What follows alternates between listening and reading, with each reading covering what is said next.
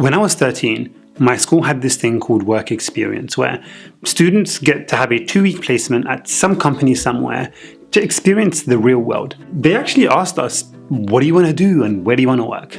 And so I thought and I thought and I thought again, and I thought like, hey, product design, that's what I want to become. I want to become a product designer. I thought of that because at the time I'd chosen graphics GCSE and I made my own board game, and it was like so fun. Problem was, my school didn't know anybody in product design.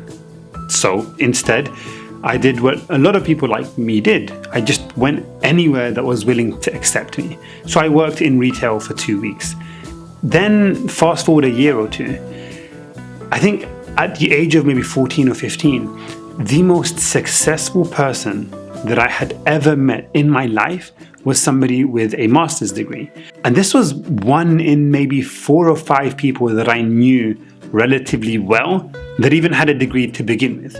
So for me, the most successful thing anybody could accomplish and the most successful thing anybody could do is they can get a degree. That's just wow, especially from a top university. And then I went to university. Around that time, I watched this movie called The Internship, and it was about, getting a job at Google. And I thought, this is what success looks like. But it's not for me. Like it's literally a movie. And so I never really felt like it was possible until a friend of mine did exactly that. He got an internship at Google. He doesn't know that this had a huge effect on me, by the way, but I initially idolized him. I was like, wow, how do you do it? But then slowly I started to feel like, hey, if he can do it and he kind of grew up like me and had a similar background to me, then maybe I can do it too.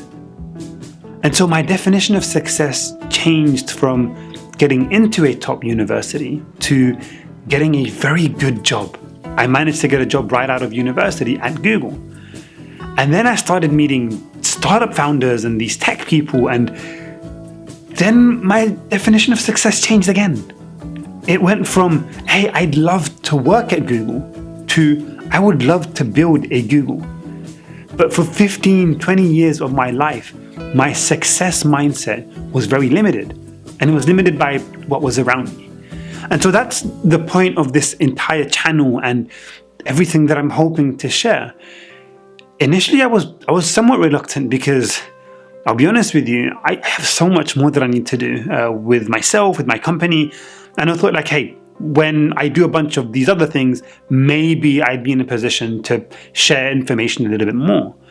But then I realized if even one person watching this video or watching any of the videos that I will hopefully produce is able to feel like, hey, I can aim a little bit higher than I used to, then that's a win for me. My intention with this channel is to share as much as I possibly can about building your own tech company, the lessons and the learnings and what it's like to raise investment and to hire people and what to look for and what mistakes we've made. And all of these things I want out there so that hopefully somebody else somewhere in the world can think like, hey, if this person can do it, I know I can too. The impact of having people like you do things that you deem successful, it can't be understated. Like, it makes such a huge difference.